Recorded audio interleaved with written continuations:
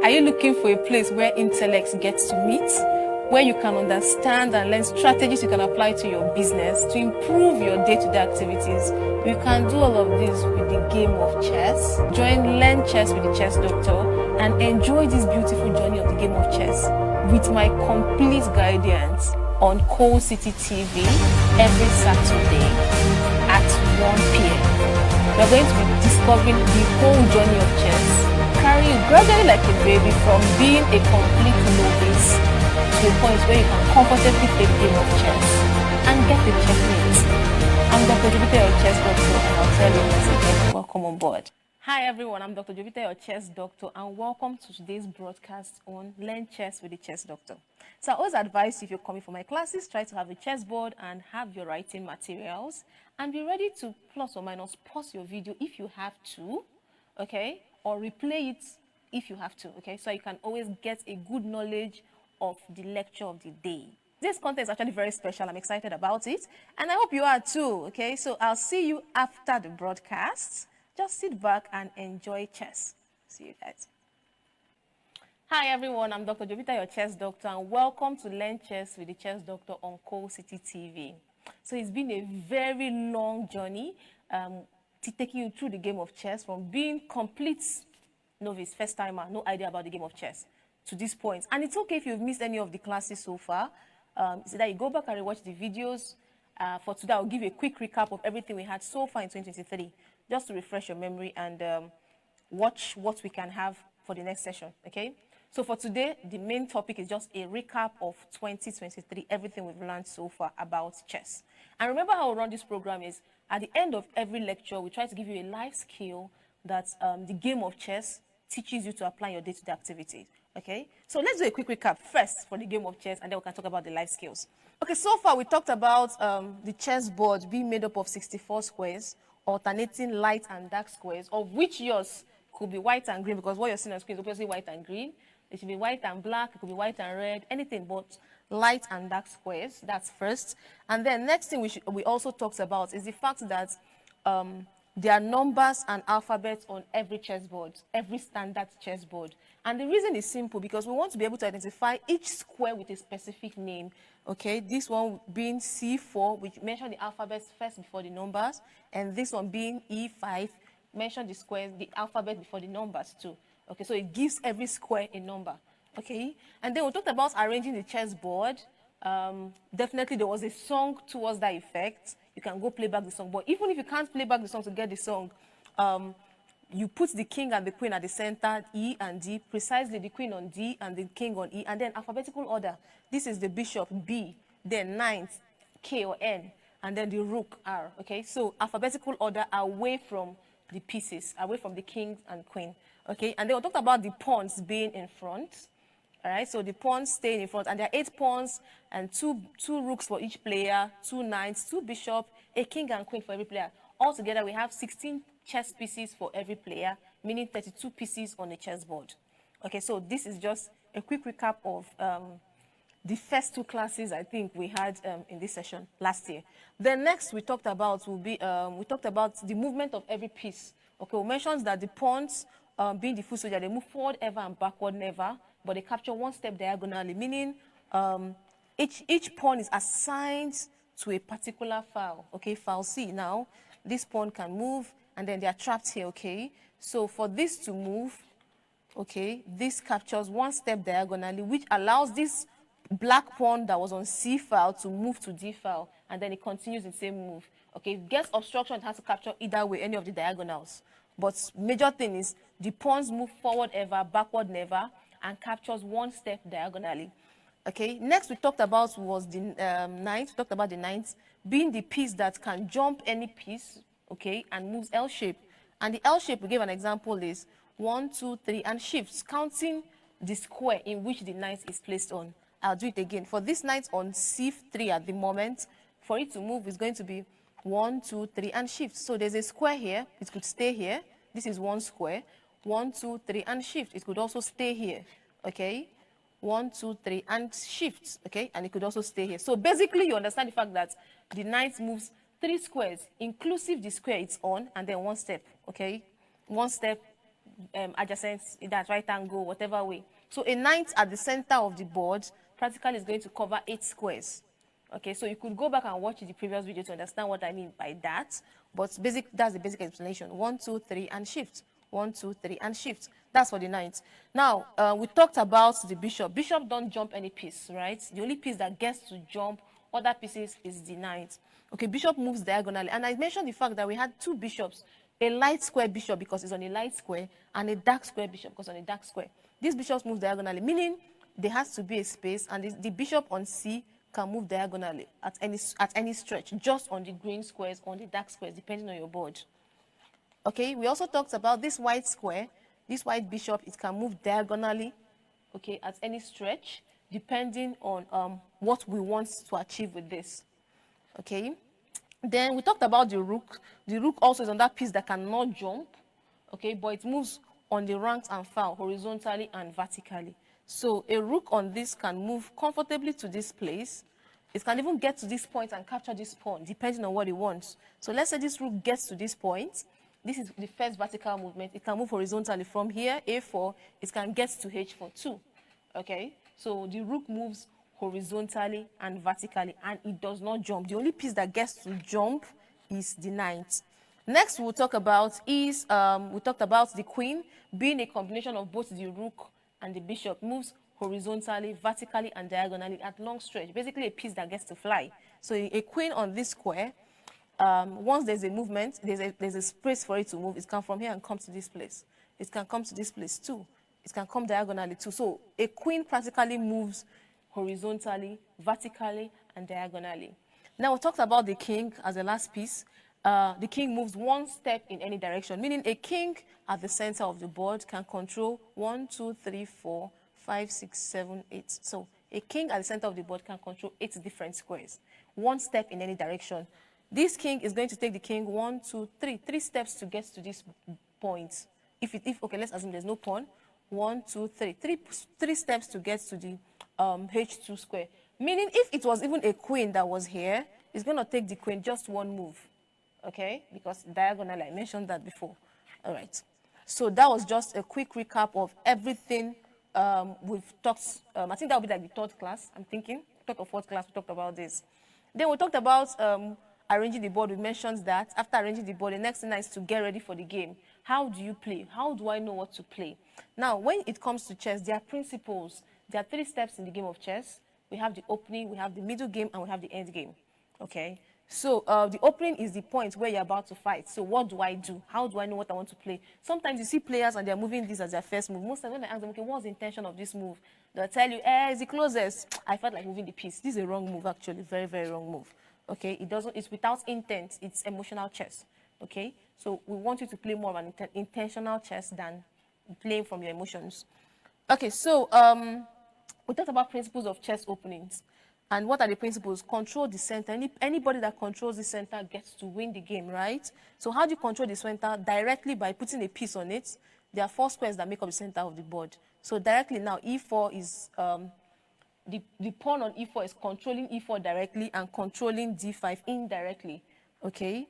And if you respond with this, you're also attacking the same thing, direct control, indirect control. We mentioned this in the previous video. You can do this one. If you're doing this, you're just only controlling one square, indirect control of the center of the board. Okay, so first principle is control the center. The next principle is develop your pieces. So I always would urge you as beginners, first timers, develop your knights before your bishops. It saves you a lot of things in future, right? So you bring out your knights, okay? This is this, you bring out your knights, bring out your bishops, and then you take your bishops here, okay? Now, after this, there's space for you to castle. Castle is a phenomenon, I explained it, where we try to protect the king and take the king out of the center of the board. Because now, remember this whole war is going on in the center. Remember I said control the center, what's the center? And our king is at the center of the board. So I want to take this king to the edge of one side of the board. How do you castle? You pick your king, you 1, 2, and then you move this to the other side. This is actually castling. King safety, and that's something very necessary. So the minute you've done the castling, we still have one bishop still stuck in. I always will advise develop your pieces. Okay, just keep developing. So some persons can decide to do this to release the bishop here, friendsteach. Some persons can also decide to do this, okay, to release the bishop on the center diagonals. Okay, but whichever way you choose, sometimes I recommend this one, so you can friendshare to all of them targeting towards that end, just in case, towards the diagonal, just in case your opponent decides to castle on that side. We have a snipered bishop, which is the fianchetto bishop, just somewhere and staring. Okay, so with this, the opening is not yet concluded, because for opening to be over, the two rooks has to be connected together. So if you take your queen to this square and allow your two rooks to be connected, then we've completed the opening. I went further to say some of the principles you should also play around is allow your rooks to control the files, open files or semi-open files. What's an open file? An open file is a file where there is no piece in the middle. Now, this is just a quick, trying to give you a quick recap of what we talked about in the openings. And then we talked about some middle game tricks, where we talked about pins, skewers, and double attack, discovered check, and all of that. Then when further talk about different forms of checkmate, I think you just go back and watch all those previous videos to be able to align all of these things, because it's a full lecture. Okay? So with that, let's transpose one game. Let's see what we can transpose, and then see the best moves for each player. And then we see the intention of the move. Okay, let's play with intention and then see what we have. Okay. Okay, so first principle, control the center. Yes. Develop your pieces, of course. Keep developing. Yes, this is called the 4-knight opening, following the same principles of developing controlling the center and developing your pieces, but it's the 4-knight opening. Okay, and then you do this, and you do this. Some persons can go further to bring this out, trying to transpose to the royal pairs. Okay, and if usually, now this is to place an attack on this. All right, to place an attack on this, I can decide to still defend. So even if you attack, instead of double pawning or using my queen here, I can use the bishop, at the same time still developing the bishop, playing with intention. Now, I can develop this bishop out, and then black can decide to also maybe bring out his bishop. You can take it here. Okay. Next is for white to castle 1, 2, and shift. And at this point, black too can castle 1, 2, and shift. Okay. So on this level of castling now, they're almost rounding up their opening phase. White can do black. Okay. White can do this to complete the opening phase, connecting the two rooks. That's option 1. Option 2 could also be to try and break even the center. We can decide to break even the center. How do you break even the center? I can push this pawn forward. I want you to attack. Okay, so once you capture, I capture, you capture, I capture. Let's play it out so you can see it. So white does this, black can do this. 1, okay. And then white will do this, okay. And then black can do this, okay. And then white will go further to do this. Now, this appears to be a good attack form. Okay, this is middle game. At this point, we're trying to break even. Let's get a strategy. Let's see what can play out for us. Okay. The queen is at the center of the board, which might not be so good, because most times that's why they just start attacking your queens anyhow. And it's okay. It's still beyond the opening. We're not in the middle game. Okay. So, but now it's a fair exchange. Okay. It's a fair exchange. And then the game continues.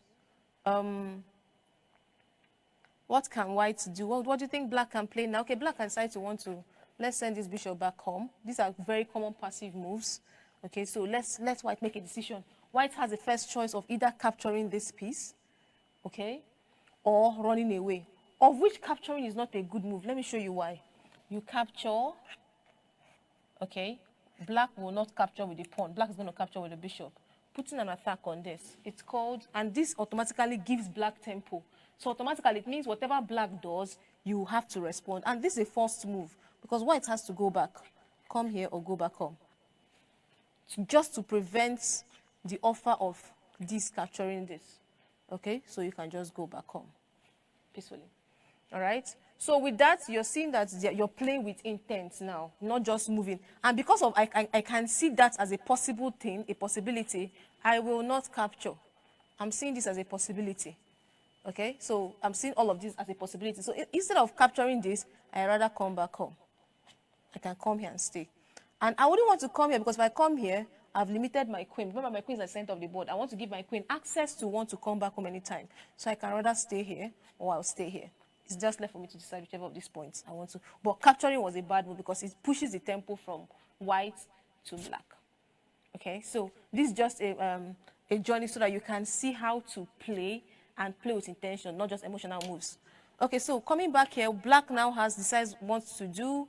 Black can decide to push this pawn, placing an attack on this. Remember, the pawns capture one step diagonally. Okay, placing an attack on this, and also weakening his pawn structure is okay. I can decide to now come home finally and stay and watch. At this point, I'm back home and I'm watching. Let's see what he wants to play. Okay, so black will still want to get a strategy or two, try to form something that looks like a play. Okay, and there are a lot of things it can decide to do. One of which is I can decide to bring my queen here. Black can decide to bring the queen here. Okay, and it's okay if you don't see what it's going on. I can show you what the threat for black looks like. Black is bringing this here with the intention of, one, attacking this. If I attack this, you're going to push. If you decide to capture, let's say you capture, I capture back. If you capture, I'm going to be taking this back. And officially, you're saying how many pieces we have down already. So it's not a good offer because black is going to lose the queen eventually. Or white will lose the queen. It's not a good offer. Okay, so because of that, but these are things that black is foreseeing that white has not seen yet. Okay, these are things that black is foreseeing that white has not seen yet. Okay. Where was that? This is here. And then this is somewhere here. Okay. This should be here, I guess so. This can't be here. Okay. Okay, so that was why black made this move with the intention of if knight comes here to want to attack, you can capture, he captures, and then there's a piece that is down already. Okay. So with this, officially, I'm seeing this as white. I'm not definitely going to play it. I'm going to just do my best to prevent this knight flip here. Coming to want to form an attack or a bishop, I can decide to push it. If this comes here, this can capture. And remember the worth of chess pieces. I know I mentioned one of it in one of the videos where I talked about the pawn being 1, the knight being 3, bishop being 3.5, rook 5, and queen 9. And I mentioned something like that in one of the videos. Okay? So with that, I'm seeing this possible threat, so I push a pawn forward. Some persons can get really very aggressive, okay? Get very aggressive just to make make white very uncomfortable. I'll give you the possible play it can outplay. Black can decide to capture this pawn, sacrificing a pawn. Black is sacrificing the bishop, okay? And white seeing this will say, okay, the only option I have here is to capture with this one. Okay, so for white, remember, white can be feeling like, okay, I'm pissed off because this is worth 3.5, this is worth 1. Black will do this one. So it's like exchanging 2 pawns for a bishop, but with distorted king area, like the king is exposed. The king is completely exposed now. So white is going to be struggling to prevent a checkmate. Okay, so with things like this, most times, the best bet for starters, you might want to, let's see, how do you think we can prevent this? You can bring this back here, attacking this. You're attacking this, attacking the queen. Remember, it moves diagonally. So I've taken this diagonally to attack the king, to attack the queen. The queen cannot come here because it's going to capture.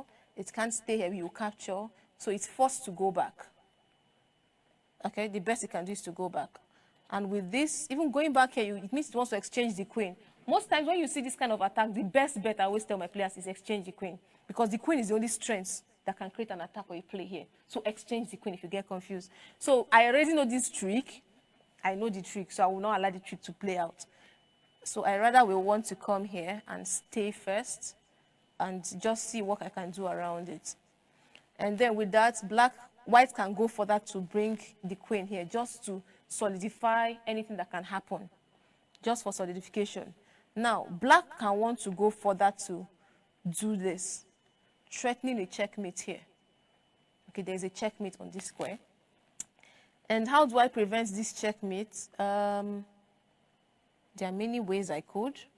I can decide to do this, one, with the intention that the queen must capture this before it gives the checkmate. And if the queen captures, I capture, one. Or that way, I can also decide to capture this, the knight, if it doesn't move out. So there's so much that can be playing out with this at this moment. With this move, black will want to say, okay, let's see what can play out. Let's create more enforcements and see the more reinforcements we can create. Let's bring more pieces on board. What are the possible pieces he wants to bring? He might want to activate this here.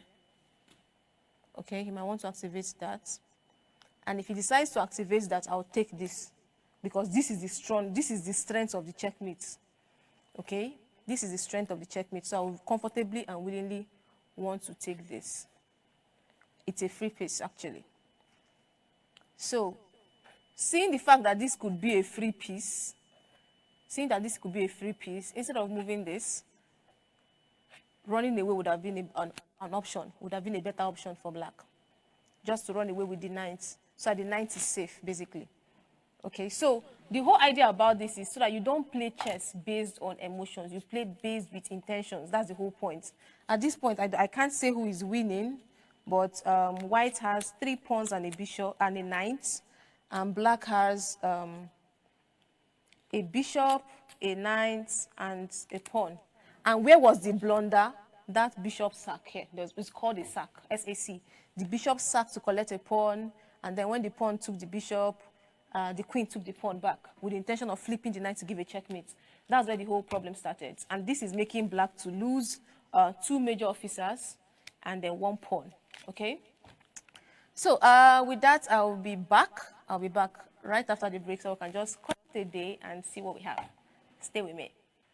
Hi, I hope you've enjoyed the broadcast so far. And I know it can be a little bit tricky, like you can have so many questions and reservations. Feel free to send me a DM. My handle is really on your screen, DocJovita on Instagram, DocJovita. Drop your questions definitely too on the comment section. I'll be there to answer any question you have. Okay, to be part of this journey, you want to be a sponsor, you want to be a guest, whichever one, please feel free to reach out to me. Until I come your way again, keep enjoying chess as you enjoy life. Have a wonderful week.